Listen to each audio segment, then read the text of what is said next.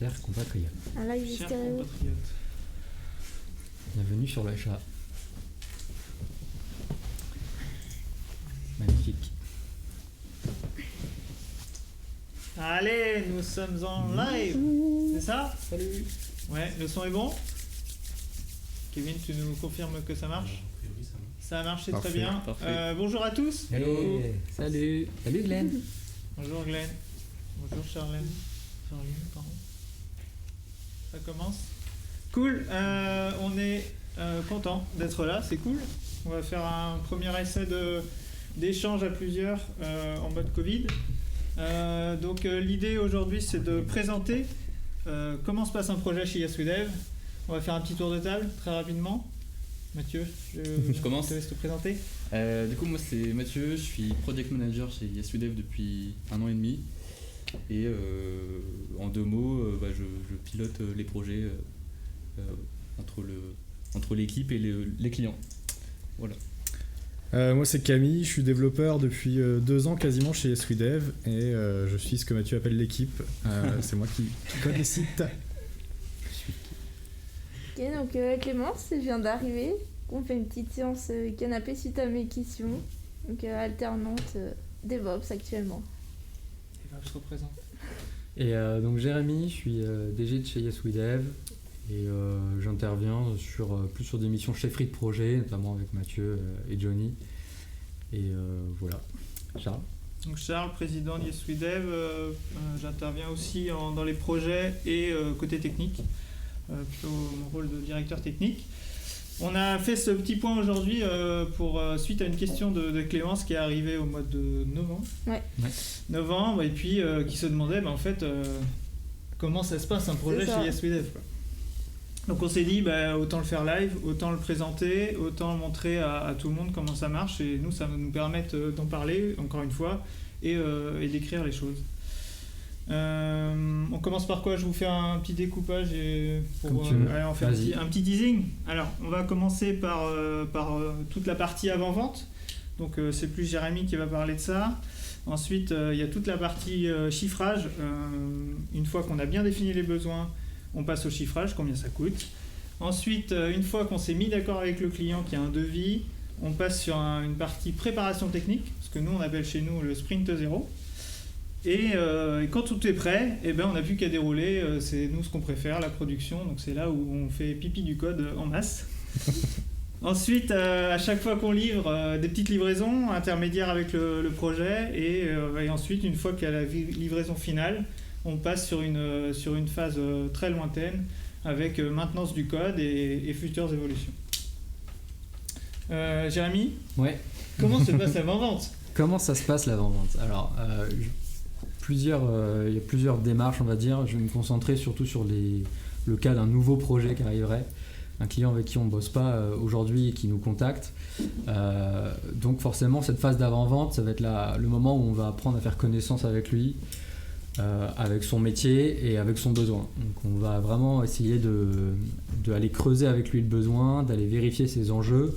Est-ce qu'il est conscient de ses enjeux? Est-ce que son besoin est cohérent avec ce que nous on peut lui proposer? Parfois on le redirige aussi vers d'autres agences ou d'autres solutions. On va vérifier pas mal de petites choses comme ça. Le budget aussi, ça nous semble important de vérifier le plus tôt possible le budget pour voir si c'est cohérent par rapport à ce qu'on pourrait lui proposer. Dans la phase d'avant-vente, on va attacher beaucoup d'importance à la compréhension, à la détection, à la compréhension de son besoin, ce qui va nous permettre d'avancer petit à petit sur la définition de spécificité fonctionnelle et spécification fonctionnelle plutôt, et de commencer à penser au chiffrage.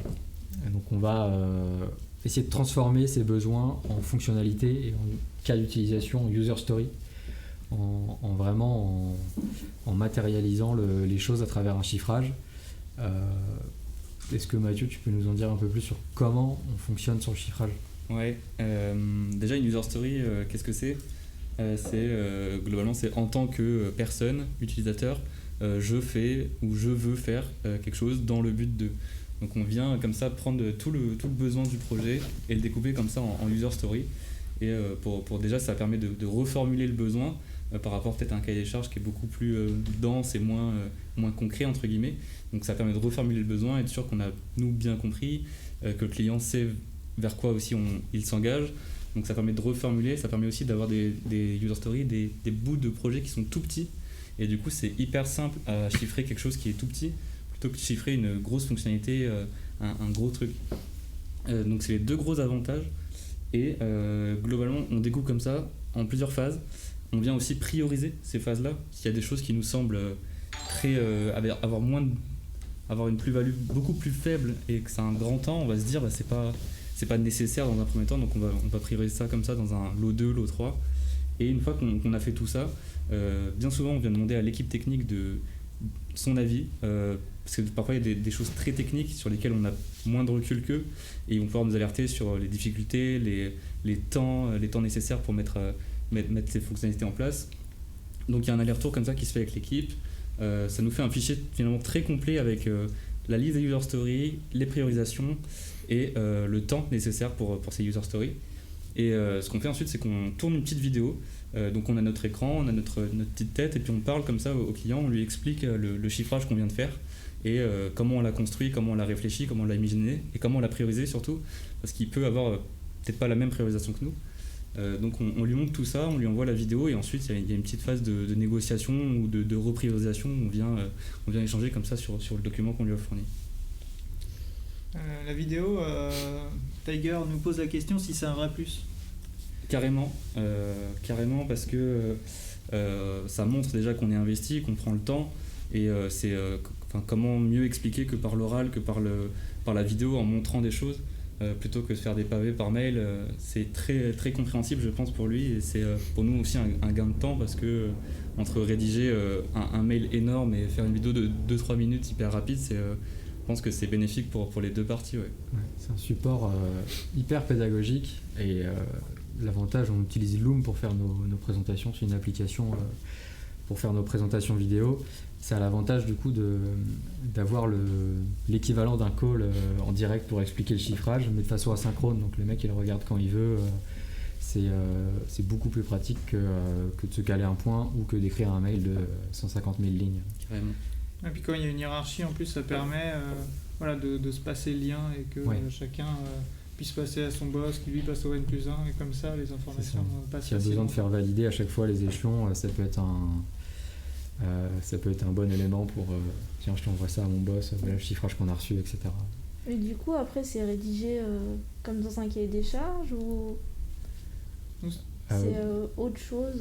Tu veux dire du coup toute la liste des fonctionnalités? Bien souvent, on essaie d'être le plus précis possible sur ce chiffrage où en fait c'est juste on parle de chiffrage, mais finalement c'est juste, il y a une liste des fonctionnalités traduites souvent en user story, avec à côté une note de difficulté ou une estimation de temps nécessaire. D'accord.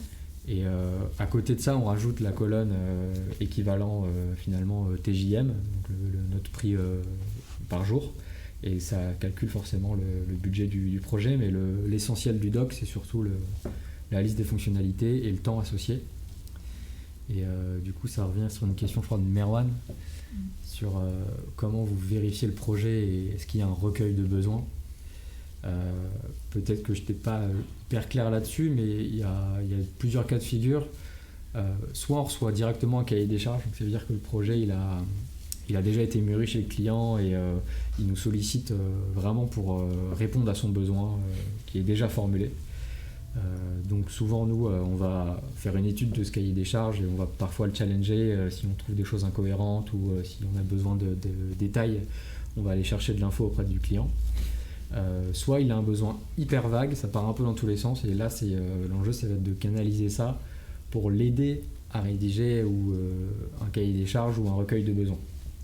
Donc nous on va pas en rédiger nous-mêmes, on fait pas de rédaction de cahier des charges, mais on accompagne les clients dans cette rédaction, donc soit en faisant des ateliers avec lui pour essayer de mettre les bons mots sur ses besoins, de bien prioriser les choses, soit en lui donnant du contenu ou en l'assistant à distance pour cadrer les choses.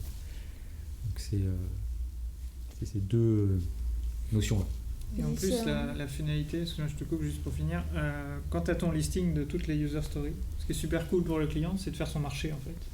Parce que D'accord. s'il se rend compte que cette fonctionnalité, c'est 10 jours de dev, il se dit attends, moi au niveau business, ça c'est pas grand chose, c'est du méga bonus. Donc je vais annuler, je vais enlever cette truc.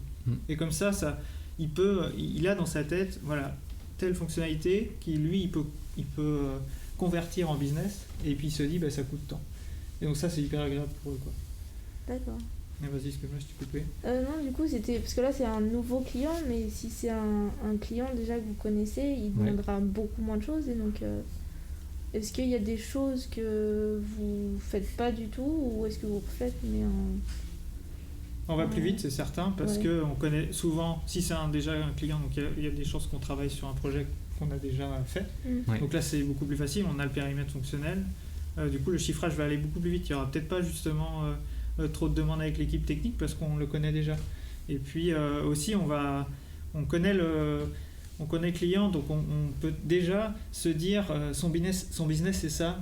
A priori, vu l'historique qu'on a avec lui, il va vouloir aller par là parce qu'on commence à connaître son métier. Nous, ce qu'on kiffe, c'est de connaître le métier des gens. Ouais. Et puis une fois qu'on l'a compris, c'est de donner des outils pour les aider à faire ça. Donc l'avantage de la relation long terme, longue distance, c'est ça, c'est la confiance, avoir une idée avant le client en lui disant tiens écoute, est-ce que ça là je pense que ce serait cool pour toi, là tu pourrais peut-être choper des leads, là tu pourrais peut-être convertir, là tu pourrais faire gagner du temps à ton équipe. C'est cette idée de faire de l'aider quoi, vraiment du conseil quoi. D'accord. Et les petites questions De Claire, ouais. ouais. Quand il y a déjà un cahier des charges, vous passez aussi par la transformation user story? La plupart du temps, ouais. Là, ça nous demande moins de temps parce que forcément, le besoin il est déjà en théorie bien formalisé. Donc, on n'a pas cette phase d'exploration à faire. On a juste cette phase un petit peu de traduction et de challenge où si on se rend compte qu'il y a des incohérences ou il y a peut-être parfois il y a des cas de figure auxquels nous on va penser parce qu'on a un peu l'esprit technique aussi, alors que quand on est à fond dans le métier, dans le fonctionnel, on peut passer à côté de certaines choses. Donc c'est plus un moment de vérification, de challenge du cahier des charges qu'un moment d'exploration de besoins. Ça a de la valeur parce que c'est compréhensible par tout le monde en fait, les user stories, que ce soit par le client, par l'équipe tech, par le chef de projet, par tout le monde en fait. Donc ça, je trouve beaucoup de valeur de traduire ces cahiers des charges en user story quand on les reçoit.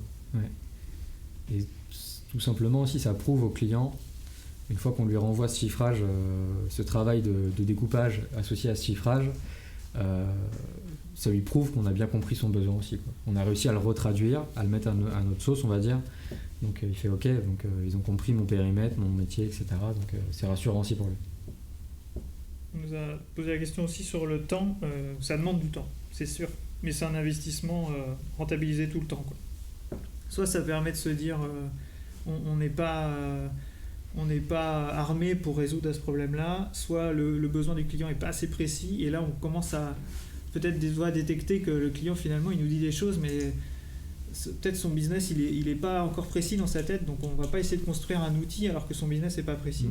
Et soit ça nous dit vraiment ok, on a tout compris et là c'est gagnant, et en plus on a commencé à prédécouper, donc pour l'équipe technique c'est fabuleux. Donc c'est hyper rare que ce temps soit vraiment perdu quoi. C'est vraiment une énorme plus-value pour YesWeDev. Ok.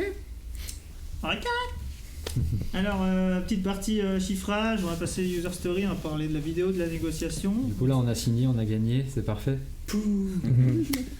Donc on entame ce qu'on appelle le sprint 0, la préparation technique. Je crois que Camille t'avais extrêmement envie de nous en parler.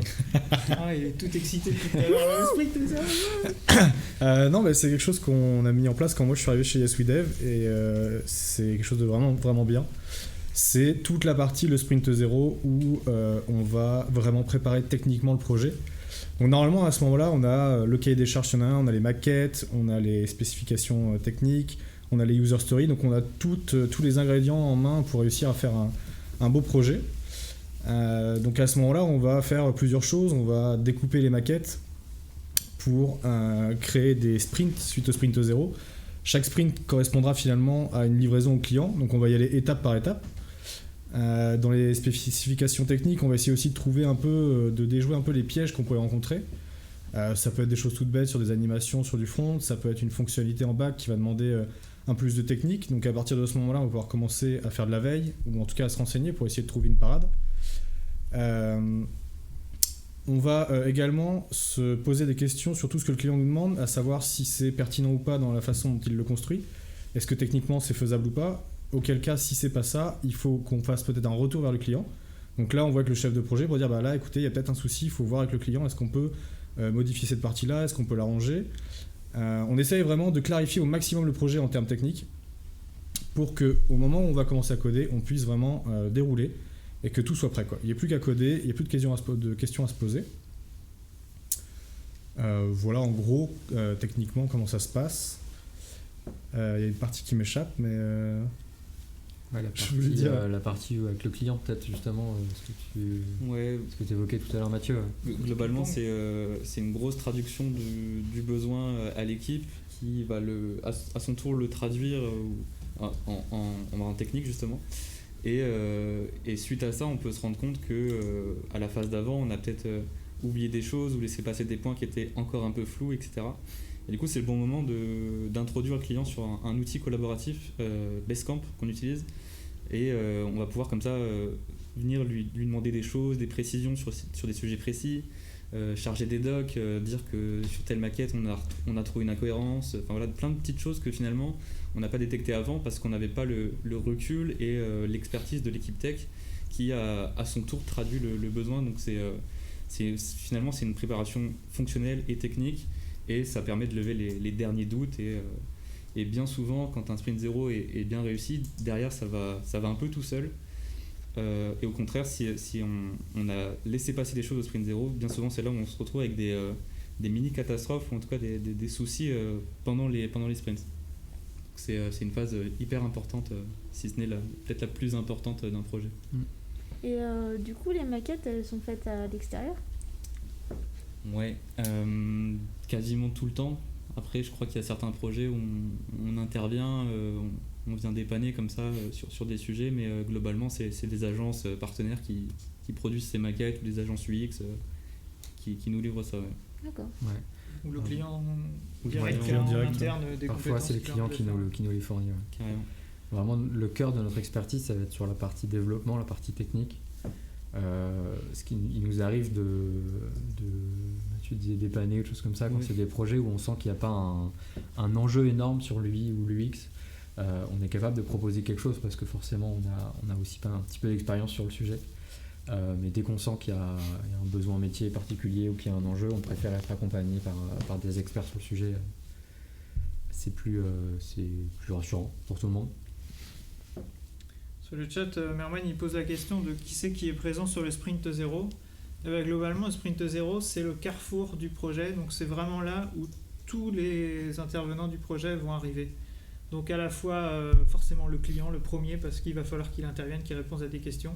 Le chef de projet, lui, parce qu'il reçoit tous les besoins nouveaux et toutes les pièces qui permettent, que ce soit des fichiers, des dossiers, des API, des choses comme ça qui permettent de créer le dossier. Les devs arrivent en masse, alors qu'au début, il y avait qu'eux, ils arrivaient juste pour chiffrer. Donc c'est bien. Il y a les experts techniques qui arrivent, que ce soit accessibilité, que ce soit performance, que ce soit qualité. Donc il y a vraiment plein de gens. Et donc c'est le moment où tout le monde est là. Le côté infra, Clémence, forcément tu arriveras à ce moment-là. C'est là où t'as intérêt, c'est là où il faut être bon. Donc là on va chercher les serveurs, justement on parlait des informations, tout ça, c'est toujours, il nous manque énormément d'informations au niveau des serveurs. L'avant-vente, c'est là où on arrive et on donne les derniers détails de ce qu'on sait pour qu'après, entre guillemets, on laisse exprimer l'équipe quoi, pour qu'elle s'exprime et que là, du coup, l'avant-vente n'est plus là. Et à partir de là, on a cette émulsion qui permet de tout préparer le travail pour qu'ensuite tout roule au niveau des sprints. Et je dirais aussi que c'est au moment du sprint 0 où, entre devs, on va se répartir les tâches. Et ça peut être un moment important parce que chez YesWeDev, on essaye quand même de transmettre et d'évoluer.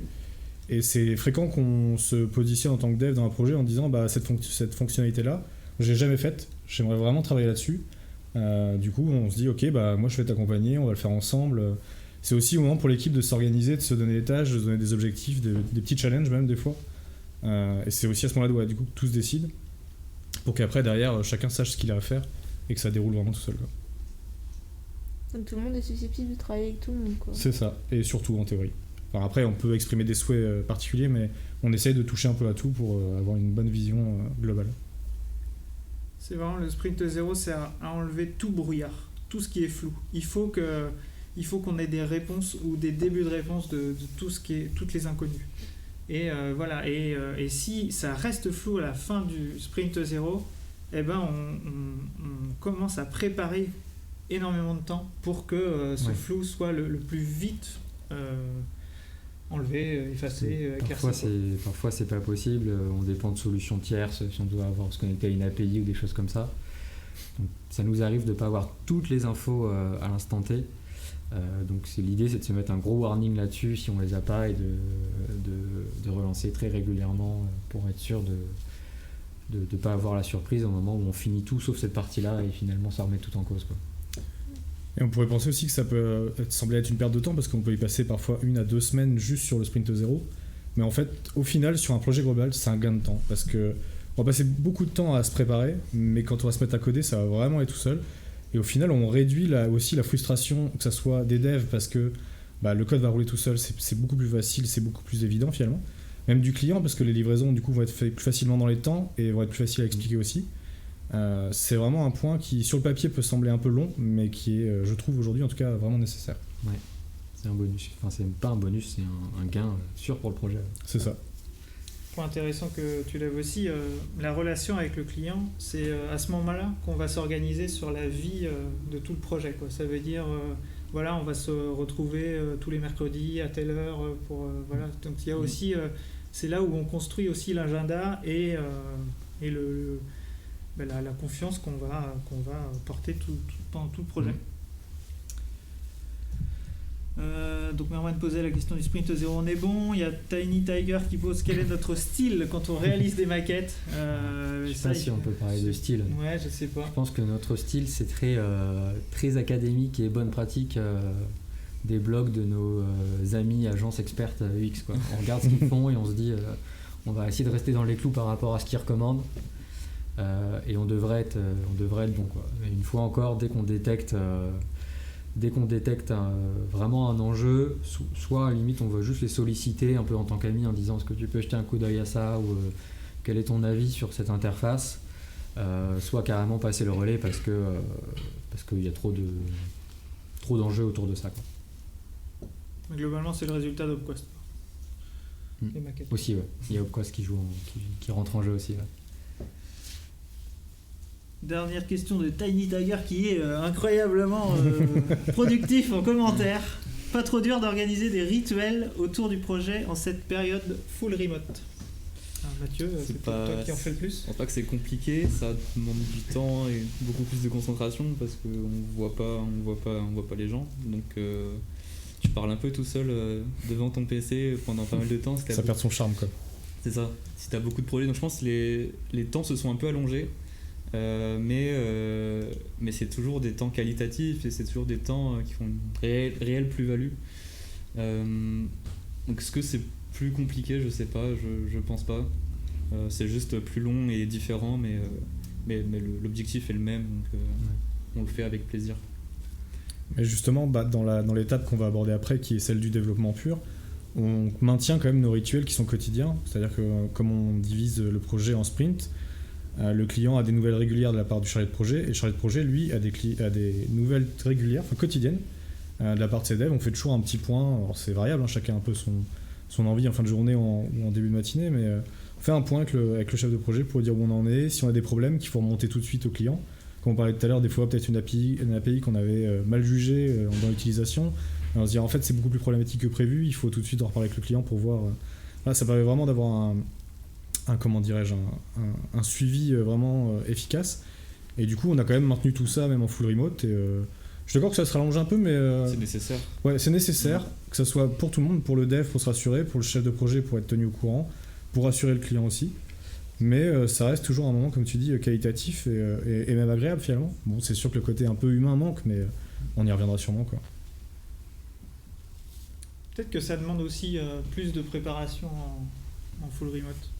Ouais. Alors qu'en live, on se dit qu'on va résoudre les problèmes en live, mais je trouve que le remote, ça demande plus de rigueur. Enfin, j'ai l'impression, en tout cas. Moi, je suis en phase avec ça, plus de préparation. Et alors, pour ce qui est des rituels internes, on est bien rodé maintenant et je pense que ça roule très très bien. Pour les rituels où on est avec le client, bien souvent, c'est là où on sent que ça s'allonge un peu. Et surtout sur les premiers rituels où il faut faire x2, quoi. Si c'est un truc qu'on fait en 1 heure d'habitude, là, faut se dire que soit on fait 2 fois moins de choses, soit on prend 2 heures, quoi. Et au fil du projet, au fil du moment où on se connaît de mieux en mieux, ça devient plus naturel, mais au début, il y a un temps de se tourner un peu autour, quoi. Carrément. D'ailleurs, on time beaucoup plus ces moments-là, j'ai l'impression, en listant un peu les points qu'on va aborder, en disant bah là on va y consacrer 30 minutes, là 15 minutes, etc. Complètement. Mais du coup, c'est de la préparation. Ouais, c'est ça. Carrément. On est en train de dire qu'il faut préparer les réunions, les choses comme ça. Donc c'est... Mentir. Ok, déroulé d'un sprint, est-ce que tu veux en dire plus, Camille ? Après la transition qui a marqué les esprits. J'ai vu ça. Magnifique. Non, c'est ce qu'on disait, on découpe en petits morceaux le site pour simplifier la chose et on essaie de livrer de façon régulière aux clients pour qu'ils puissent tester ce qu'on a fait, voir si on va dans la bonne direction, si c'est bien ce qu'ils voulaient, si il n'y a pas eu une mésentente avant, mais normalement, puisque le sprint 0 était bien fait, il n'y a pas eu de problème. Et le cas échéant, on revient en arrière et on corrige ça. Et du coup, le rituel d'un développeur, c'est son point avec le chef de projet et son équipe pour voir où on en est, qu'il y a eu des difficultés, est-ce qu'il va falloir appuyer un peu plus sur un endroit où c'est plus compliqué, est-ce qu'au contraire on est peut-être en avance et tout se passe bien. Et puis après, normalement, comme on l'a dit plusieurs fois, le sprint 0 est bien fait, donc on code facilement, donc derrière on a juste à dérouler, on sait ce qu'on a à faire, on sait dans quel ordre, on sait comment, on sait sur quelle documentation s'appuyer dans les cas compliqués. Et voilà, et du coup c'est tout simple, ça roule tout seul. Et en pratique ? Ça c'est la Clémence, oui. Voilà, la question qui va nous fâcher. Ça rentre de bois, Camille. En pratique, on a peut-être un peu plus d'embûches que ce qu'on espérait, mais il y a des projets qui se passent très bien, où on a tout ce qu'on espérait, donc le sprint 0 se fait bien, tout se déroule bien, on est dans les temps. Et puis il y a des fois où on n'a pas vu un petit problème technique, ou alors on a sous-estimé une charge de travail sur une fonctionnalité ou sur, je vais pas me répéter, mais sur une API par exemple, ça peut compliquer la chose et du coup là on peut perdre parfois énormément de temps ou parce qu'on travaille avec un partenaire sur un point particulier, que ce partenaire est peut-être pas aussi, on va dire, réactif que nous. Du coup on est là dans l'attente de sa réponse qu'on espérait rapide, du coup on est bloqué, on peut perdre facilement quelques jours. Il peut y avoir un tas de soucis évidemment, enfin c'est comme dans tout projet finalement, c'est jamais parfait. Mais dans la réalité des choses, je trouve qu'on s'en sort pas trop mal et qu'on arrive quand même à respecter nos timings en général. Du coup, ce que tu dis, c'est intéressant, c'est parce que le fait aussi qu'on se parle tous les jours, ça permet de détecter hyper tôt en fait ces problèmes et ces difficultés. Parce que c'est quand même rare finalement qu'on bosse tout seul sur des projets. On a quand même des agences partenaires, des agences marketing, des agences SEO et autres. Et faut savoir que quelques jours de retard chez nous, c'est aussi peut-être quelques jours ou voire plusieurs semaines de retard chez eux parce que tout le monde a un planning et c'est compliqué pour tout le monde. Donc le fait de détecter et lever ces difficultés au plus tôt, c'est finalement hyper bénéfique et c'est pour ça je pense qu'on a aussi ce point régulier et du coup on a aussi des points avec le client tout au long du sprint pour évidemment le tenir au courant, être hyper transparent, lui dire que là on a pris de l'avance, là on a pris du retard pour telle et telle raison, que là on pensait que c'était faisable de cette façon mais finalement de cette façon-là ça marche un peu mieux. Enfin voilà, plein d'échanges comme ça finalement hyper transparents pour le projet final. On a envie de faire avancer le projet, le client a envie de faire avancer le projet, donc le but c'est de communiquer un maximum. Du coup, il y a toujours plusieurs devs sur un projet ? Question de Merwan. Les grands esprits se rencontrent. C'est ça, c'est beau. Ouais. Il doit être en train d'écrire un article, je pense, sur comment fonctionne un projet chez YesWeDev. Donc, prends des notes. C'est très très variable, ça dépend de la taille du projet et ça va de un dev à une multitude de devs si on est sur des projets relativement costauds. En moyenne, j'ai pas calculé, mais je dirais que si je dis pas de bêtises, on est 2-3 devs par projet en moyenne. Je dirais 2. Entre 2 et 3, je pense. En moyenne. Si on parle de moyenne, je pense que c'est entre 2 et 3. Donc 2,5 devs en moyenne par projet. Ouais, voilà, c'est à peu près ça. On n'est pas sur des projets non plus énormes, ou alors on a du temps pour les faire dans ces cas-là. C'est ce qui fait aussi que du coup on peut bosser assez facilement, c'est qu'on a des petites équipes resserrées. Ça permet d'avoir une communication vraiment plus facile et voilà. Et entre vous, vous travaillez sur la même feature à plusieurs ou vous dispatchez parce que du coup on a vu tout à l'heure il y avait les différentes cartes pour les features. Mais du coup, si jamais il y a un souci sur une feature, vous faites en... Alors en général, c'est un peu chacun sa feature. Depuis quelques temps, on essaye de faire plus souvent du pair programming. C'est-à-dire qu'on est 2 devs sur un même ordinateur, enfin sur un même écran, et on partage ensemble le code et on code ensemble finalement. Et du coup, dans les moments vraiment sur des fonctionnalités difficiles ou qui posent problème, on va avoir tendance à essayer de faire ça maintenant pour gagner du temps, régler le problème. Et ça peut être aussi dans l'optique de ce que je disais tout à l'heure, de transmettre en fait, d'apprendre aux autres ce qu'on sait faire, quoi. Donc ça, c'est les cas où on va avoir tendance à bosser ensemble. Sinon, la plupart des cas, effectivement, on sait séparer le travail, on sait ce qu'on a à faire et on le fait, quoi. Voilà. Dans tous les cas, il y a quand même le côté, souvent, en tout cas de plus en plus, où tu vas faire une feature et l'autre dev va venir vérifier, en tout cas contrôler que c'est fonctionnel de son point de vue. Il y a un peu ce recettage aussi inter-dev qui est sympa, je trouve, qu'on développe de plus en plus. C'est vrai qu'après, une fois que c'est codé, en général, maintenant, on essaye de faire valider du coup le travail par les autres, qui vont pouvoir faire des petits commentaires pour améliorer du coup notre code et se dire ok, là c'est des choses qu'il faudrait mieux changer, ou là c'est pas sûr que ça fonctionne correctement, il y a des cas particuliers comme celui-là. Alors on essaye de relever les petites choses qui pourraient être améliorées pour le code c'est toujours perfectible finalement, donc c'est bien d'avoir un œil extérieur. En plus parfois sur une fonctionnalité on peut y passer 3 jours peut-être dans le guidon dedans et on voit plus forcément le code de la même façon, donc d'avoir un avis extérieur c'est ultra bénéfique. Et effectivement maintenant on essaye de toujours faire valider ce qu'on a fait par nos pairs. Ça permet aussi la transmission de savoir, parce que quand quelqu'un vérifie ton code, il va peut-être découvrir des choses ou des façons de faire qu'il ne connaissait pas. Et du coup, il va se dire, ah tiens, c'est pas bête ton idée. Puis sinon, inversement, dire, là, tu aurais pu faire comme ça. Et donc, ça veut dire à la fois connaissance, partage de techniques pures sur un framework, par exemple, ou sur une fonctionnalité, mais aussi partage de connaissances au sein du projet, pour que si tu travailles à 3, à 4, que si c'est une partie que tu n'as pas faite, il y a des chances que tu l'aies vu en revue de code et donc que ça te parle, quoi. Que les mots, tu vois, c'est beaucoup de mots-clés, c'est beaucoup d'actions et toujours nomenclature. Donc une fois que si tu as déjà vu tout ça, c'est vraiment sympa cette idée-là. Donc on a vraiment l'impression on peut perdre notre temps, encore une fois, là-dessus. Mais non, en fait, c'est viser le long terme, quoi. C'est sur ce projet, il y a 3-4 personnes et les 3-4 personnes connaissent 80% du projet, donc n'importe qui peut intervenir, quoi. Et ça c'est hyper agréable. Oui. Et le fait d'en plus d'avoir entre guillemets l'accord ou la validation de ses pairs, c'est toujours agréable. Ça veut dire j'ai fait du bon taf, donc je suis content, quoi. Toujours cette idée d'un peu de fêter ce que tu fais quotidiennement, quoi. Faire la fête. Faire la fête. On a plein de questions là, je crois. Ça part dans tous les sens. Les chaussures sur le canapé, ça me stresse. Attention. Je suis désolé. En chaussettes. C'est pas Covid friendly. Pour le pair programming, comment on fait chez nous ?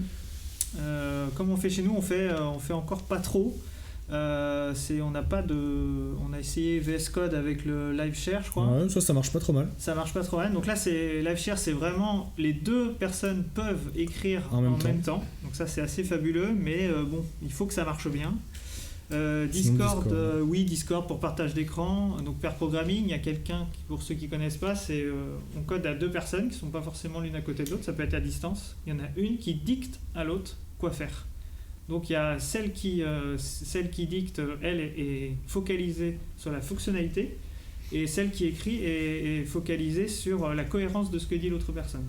Et toutes les 5-10 minutes, un quart d'heure en fonction des gens, on switch, on change de personne. Donc c'est exactement ce que je te disais tout à l'heure. Ça permet aux 2 personnes d'apprendre la même chose. Ça peut être une fonctionnalité compliquée, donc on l'apprend et on la fait en même temps. Ça veut dire qu'il y a 2 personnes qui vont être capables d'intervenir sur ce code qui est très, très difficile. Et sinon, souvent le pair programming est surtout utilisé chez nous pour former une des 2 personnes. Donc ça veut dire qu'il y en a une qui est plus avancée que l'autre sur la fonctionnalité ou sur la techno, et du coup ça c'est hyper agréable. Donc ouais, live share, Discord, TeamViewer très peu, mais ça Non, arrive de temps en Ça temps. peut arriver. Discord Nanana, c'était déjà répondu par Team Tiger. Merci. Le TDD. Alors, Claire a répondu. Oui. Claire a déjà Ils ont répondu. se référer à l'épisode 2 du Coucou Technique. Vas-y. Ouais, Merwan, je pense que tu vas pouvoir donner. Je vais essayer de vous trouver le lien de Twitch. Hein, je sais pas, on va voir si on l'a déjà la vidéo. C'est possible. Ok. Est-ce qu'on utilise IntelliJ et la nouvelle fonctionnalité qui est sortie Code With Me? Bah du coup non. Ce qu'on disait, on utilise plutôt VS Code avec LiveShare, mais ça peut être une bonne idée. Et je crois que nous on utilise beaucoup. Beaucoup. Non, on est quelques-uns à utiliser PHP Store, mais on va pouvoir tester ça bientôt. JetBrains, c'est ceux qu'on fait PHP Store. Du coup, comme chez nous, chacun choisit son IDE, on peut avoir plusieurs IDE. Ok.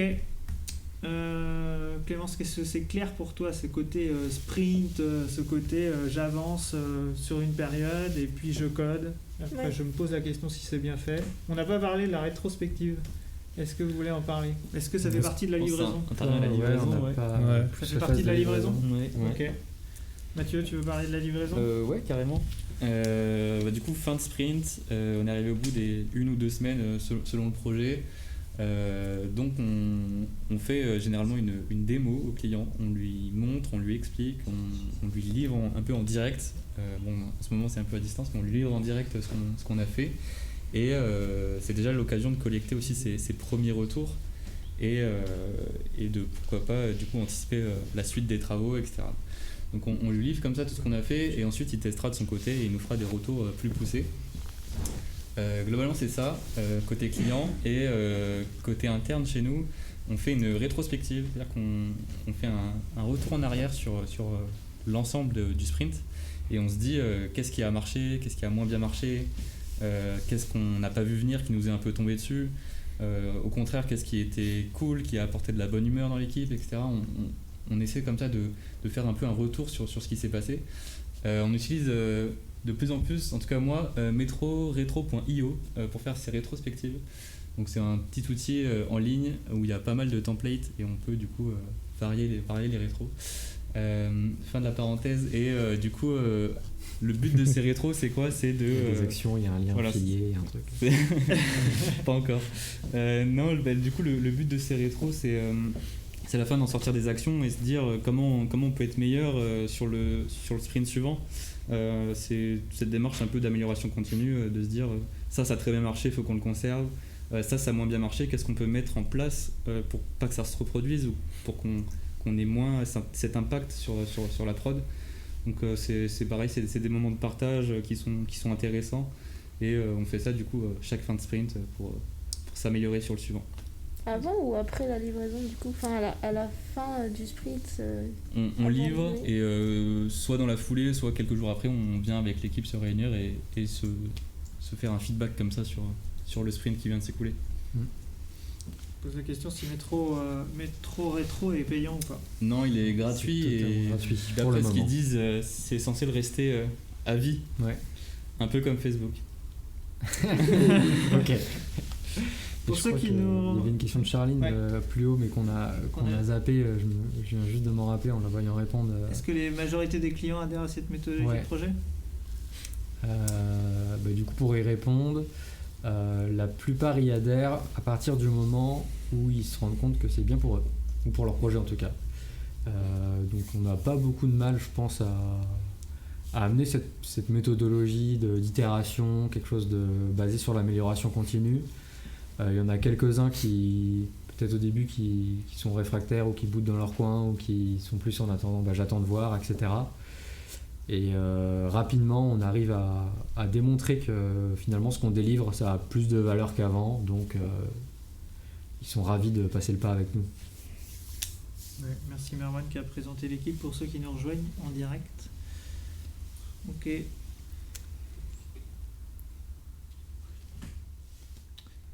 Est-ce qu'on a fait le tour de cette idée de sprint, de livraison de sprint, pardon? Ouais, sur la Ouais. partie livraison, tu as Implication du client? évoqué le fait de faire des démos. Ouais, c'est vraiment, depuis qu'on le fait, de faire des démos en direct, il y a vraiment un gain sur l'implication du client dans la recette et sa compréhension finalement du temps qu'on passe et de ce qu'on délivre à chaque livraison.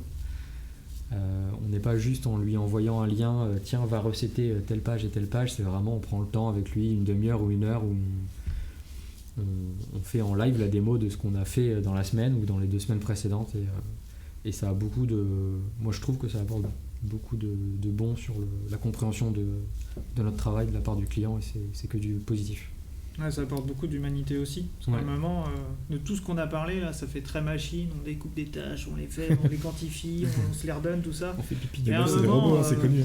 À un moment, voilà, on présente quelque chose, conceptuellement, qu'est-ce que t'en penses, on demande un peu de sentiments, un peu de choses, et ça, c'est toujours agréable de parler avec nos clients.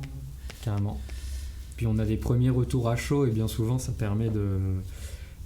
ils ont plein d'idées, parce que dès qu'on on donne vie un petit peu à leur projet, on répond à leurs besoins, petit à petit ça se construit de semaine en semaine, et souvent on voit l'émulsion qui arrive, et là ils ont plein d'idées, on pourrait faire ci, on pourrait faire ça, etc. Et bien souvent ça nous fait remettre un peu en cause les priorités qui ont été définies au sprint 0. On se repose avec le client un peu, on lui dit ok, bah, t'as cette idée là, comment on priorise par rapport à ce qu'on avait convenu, etc. Et on se rend compte qu'on dévie parfois un petit peu du projet initial ou du besoin initial, et c'est positif parce que ça veut dire qu'on se rapproche de plus en plus du réel besoin, quoi, finalement. D'accord. Et la démo, c'est que pour regarder, ils n'ont pas le droit de après modifier de leur côté, enfin Si après la démo, on fait la démo en live où on leur montre comment ça fonctionne, ce qu'on a délivré finalement, ouais. Et après on leur donne le lien où ils peuvent un petit peu bac à sable, tout péter s'ils veulent, faire ce qu'ils veulent, quoi. Et ça me fait penser ce côté de déviation des projets. Il y a, je sais plus où est-ce que j'avais lu ça, mais c'était une méthode justement pour convaincre les clients qui étaient un peu réticents à adopter ce genre de méthodologie. C'était sur un tableau agile de mettre tous les besoins qui étaient définis au début en bleu, et au fur et à mesure des différentes livraisons, mettre les nouvelles demandes ou les modifications en rose, et de se rendre compte qu'au fur et à mesure des semaines, le tableau il devient tout rose et plus du tout bleu. Du coup, c'est des moyens un petit peu visuels de convaincre aussi les clients qui seraient un peu réticents, quoi. Ça nous fait un peu mal en général quand on nous annonce des nouvelles fonctionnalités, conceptuellement, parce qu'on a préparé plein de choses et puis au final on va pas pouvoir le faire. Mais c'est la bonne idée, quoi. C'est bien qu'il y ait un projet, c'est bien que le client s'inquiète de son produit, que ce qu'il a dit, ce qu'il a pensé jusque-là, il puisse le remettre en cause. C'est l'agilité, quoi. Et l'agilité, même si au niveau de la préparation ça casse tout, c'est pas grave. Nous, l'agilité, c'est justement, paf, comme on a bien préparé, il y a des choses qu'on peut enlever, il y a des choses qu'on peut rajouter, on peut rebrancher, parce que on a aussi pensé au fait que c'est vivant, quoi, et qu'un projet, c'est pas un cahier des charges, on le fait, c'est fini, et puis ça restera en version 5.2 toute sa vie, quoi. Non, l'idée, c'est vraiment d'avancer et puis de construire un outil qui va avec la vie de notre client, quoi.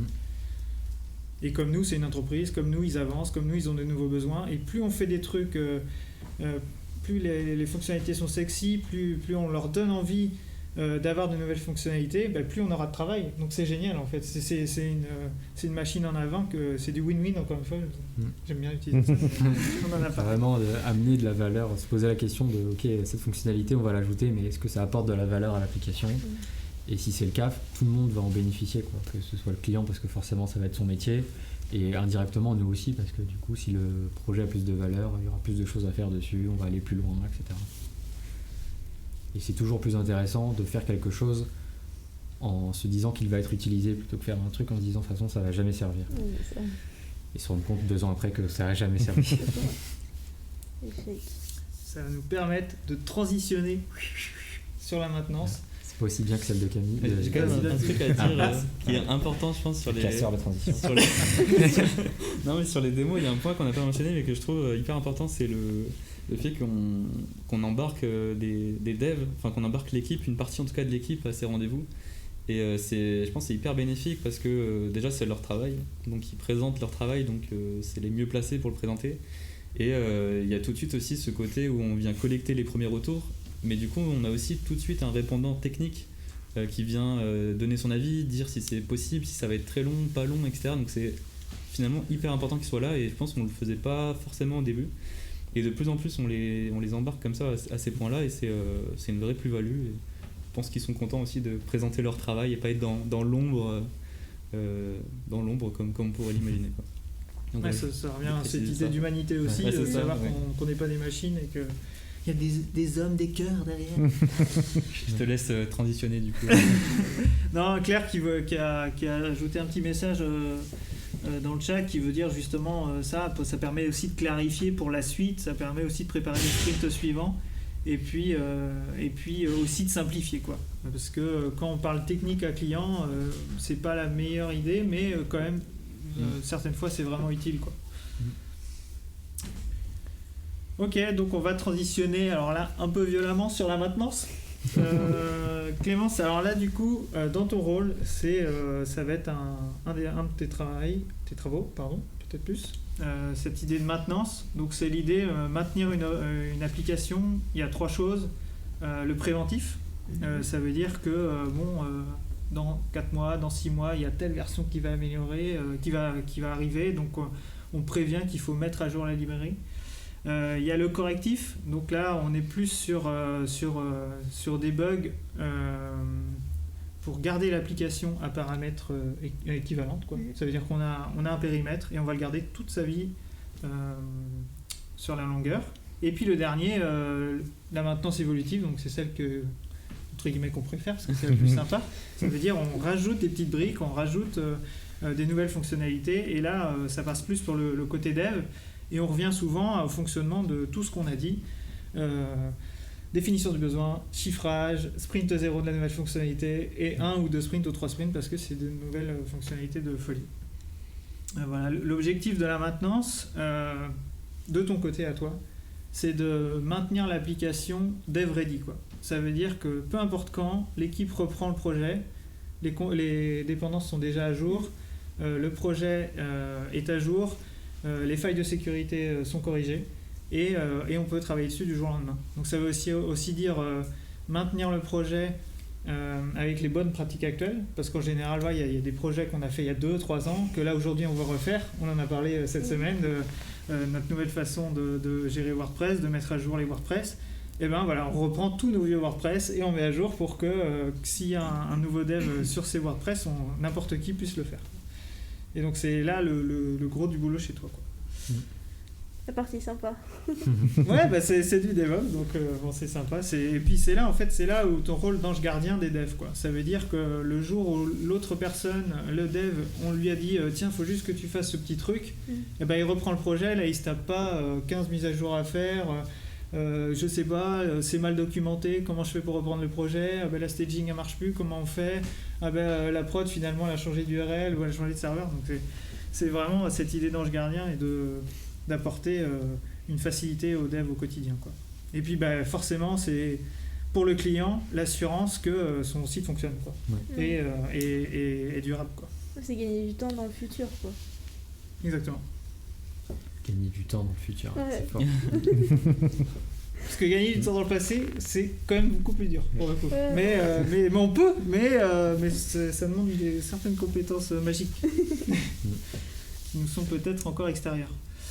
Ouais, est-ce que vous avez des petites questions à tout ça Peut-être c'est aussi à cette phase de maintenance où ça nous arrive parfois de faire ce qu'on appelle du refactor, où on va valider avec le client du temps à passer sur son projet pour revenir sur des fonctionnalités qui ont déjà été développées, mais soit les améliorer, soit les optimiser, ou revenir un peu sur du code qui aurait pu être pas forcément sale, mais qui pourrait être optimisé par rapport soit à des nouvelles pratiques qu'on a appris, soit on a fait ça dans l'Express parce qu'il y avait une pression pour une livraison, des choses comme ça. Donc ça nous arrive aussi de repasser sur les projets pour faire ça. Ouais. Ajouter des tests aussi du coup pour... Et parfois du coup ouais, les tests pour le moment c'est surtout sur les projets qu'on initie dès le début. Ouais. Ça nous est pas encore arrivé d'en mettre a posteriori je crois. On va le faire, ouais. Si exactement. Ouais. Voilà. Voilà, c'est après les formations de 2020, là on a fait beaucoup de formations, notamment sur la qualité. Voilà, on a appris à faire de nouvelles choses et notamment de mettre des tests sur des projets en cours avec du code legacy. Voilà. On nous pose des questions sur la sécurité et la performance. Alors, je rebondis sur ce que j'ai dit. La sécurité, voilà, c'est le travail de Clémence, c'est de se dire au quotidien s'il y a une faille de sécurité, on est alerté et du coup il faut mettre à jour tous les projets sur cette faille de sécurité. Merwan parle de performance. Alors performance, pour moi, il faut revenir au début du projet parce qu'on ne commence pas à se poser la question de la performance à la fin. mais plutôt justement au fameux sprint 0, au moment de définition du besoin. Ouais. Quel est l'objectif qu'est-ce qu'on en vise, termes de performance, quoi. Parce qu'on est vraiment sur un sujet, je crois que c'est Camille, tu disais tout à l'heure, le code c'est toujours perfectible. La performance, on est typiquement là-dedans, comme la qualité, comme l'accessibilité presque, où on est sur des notions hyper vastes, hyper vagues, et aller chercher le score absolu, ça peut être une course contre la montre jusqu'à la mort, quoi. Enfin, surtout que les derniers pourcentages sont toujours les plus loin à gratter, c'est très compliqué. Et plus cher. Et les plus chers. Mais en gros, monter à 80% de performance, on va dire qu'un site qui est à 80%, c'est un site qui est assez rapide quand même, ça va, mais les 20% qui restent vont être beaucoup plus compliqués. C'est exponentiel sur la fin. C'est ça, c'est toujours les 20 derniers mètres, de toute façon, les plus durs, hein, c'est connu. Et du coup, c'est un peu définir les règles du jeu au début avec le client. Ton site, est-ce qu'il y a un enjeu perf? Si oui, on vise quoi? Est-ce qu'il y a un enjeu d'éco-conception? Quel niveau de qualité qu'il y a un niveau standard, on va dire, minimum, mais du coup, à partir de là, est-ce qu'on va aller encore plus dans la qualité? Si oui, jusqu'où?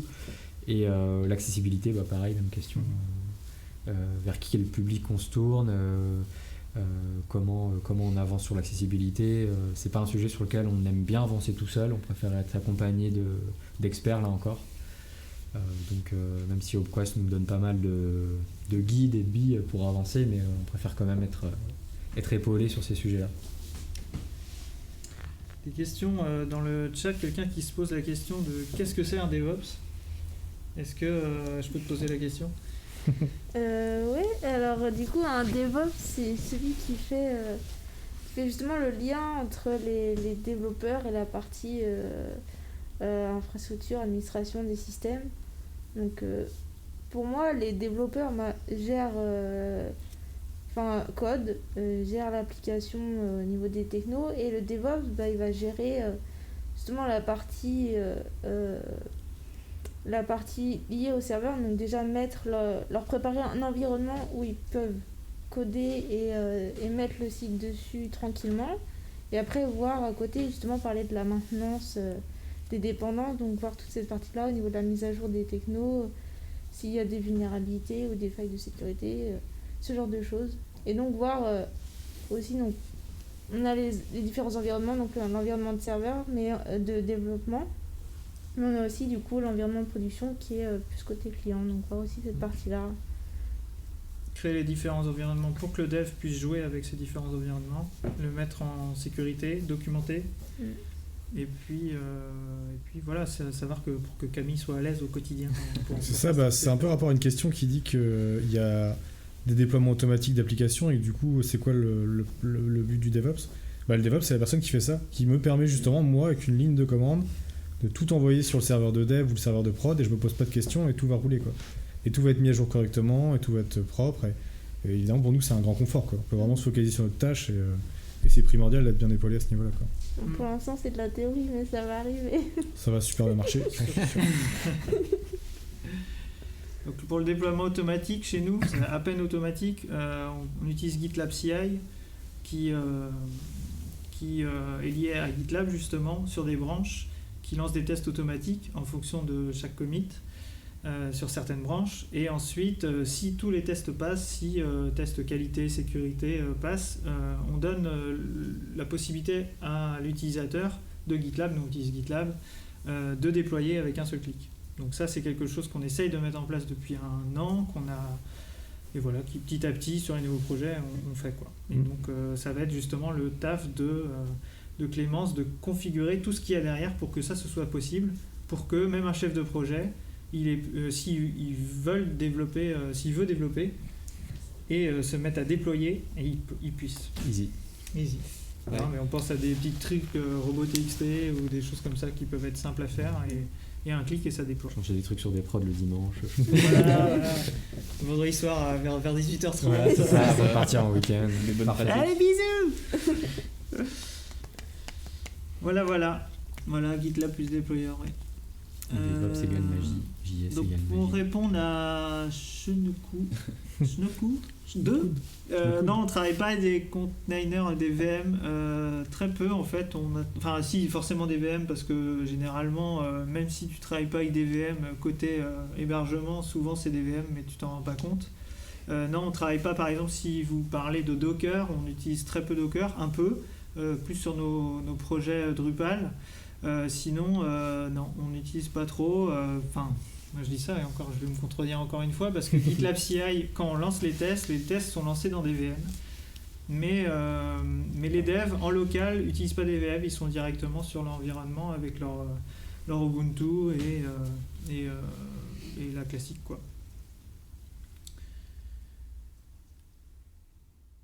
Pas de transition. Ouais, non. Pas de- Là, la c'est transition, la fin. là. Voilà. Ah bah, mais moi je regardais Camille, je me suis dit bah là. Il y a Ah, moi une je l'ai fait. On m'a dit transition, tu feras une transition à un moment donné. Je l'ai faite. C'est fait, Je suis c'est pas peu bon, fier, on mais ça arrête s'arrête là.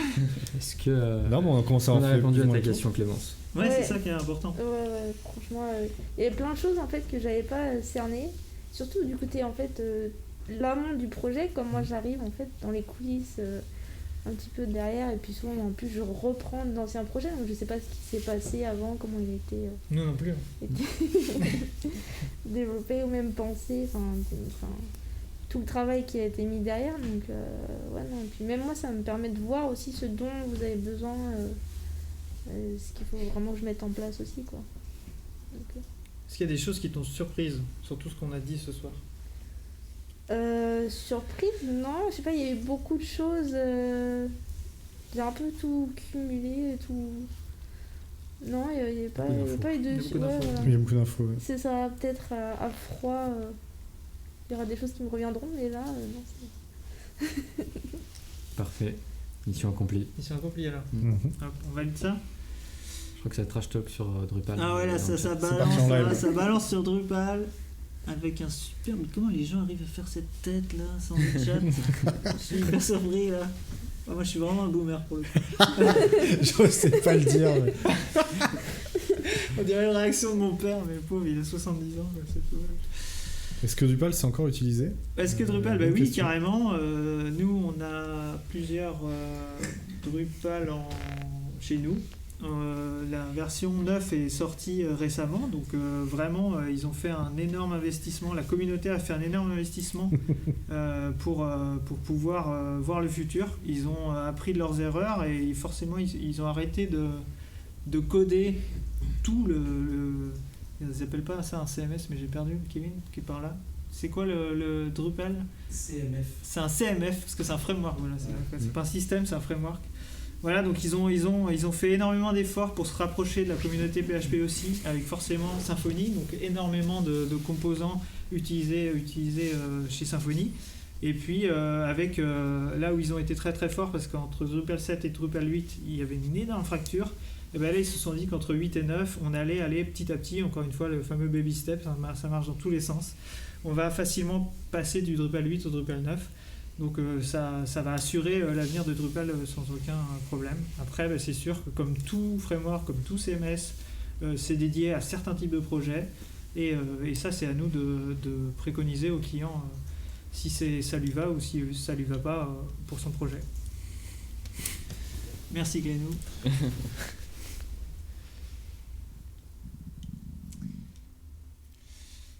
Eh ben, très bien, si j'ai répondu à la question, c'est cool. Parfait. Est-ce que vous avez Clémence? Non, c'est bon. Moi, c'est bon là. Camille, vous voulez faire une petite blague? C'est le moment, là, il est assez tard, on a le droit. Non? Non, ça va. Super, grosse blague. Ils ont associé les DevOps à la magie de Poulard, donc ça me va. Ah, c'est bien. Ouais, c'est parti bon. sur un autre débat en fait. Il va Voilà. falloir qu'on fasse Ouais, je pense que une on autre va émission sur enchaîner Poudlard. avec le live Harry Potter. Non Ouais. C'est ça. Moi, je suis partante. On va changer l'équipe, sortir les écharpes et tout. Personne parle de Serre d'Aigle, hein, mais pourtant c'est eux qui dirigent le monde. Derrière, avec les serpents. C'est ça. Ok, petit coucou, je sais pas s'ils nous regardent, mais c'est pas grave, je le passe quand même, parce qu'il y a l'association PIC qui nous a envoyé des superbes galettes Sponsorisé. qu'on va pouvoir manger dès maintenant. Donc petit coucou à l'association PIC, et puis ben merci, c'était cool, ça vous a plu? Ouais, Carrément. c'était Un super petit, sympa. Stéphane. Ouais, Stéphane, Mm. on refait? Ouais, Demain? apéro. Allez, allez, demain. Qui a une question? Non, ben merci à vous, merci à tous, et puis à très bientôt. Ciao. Salut.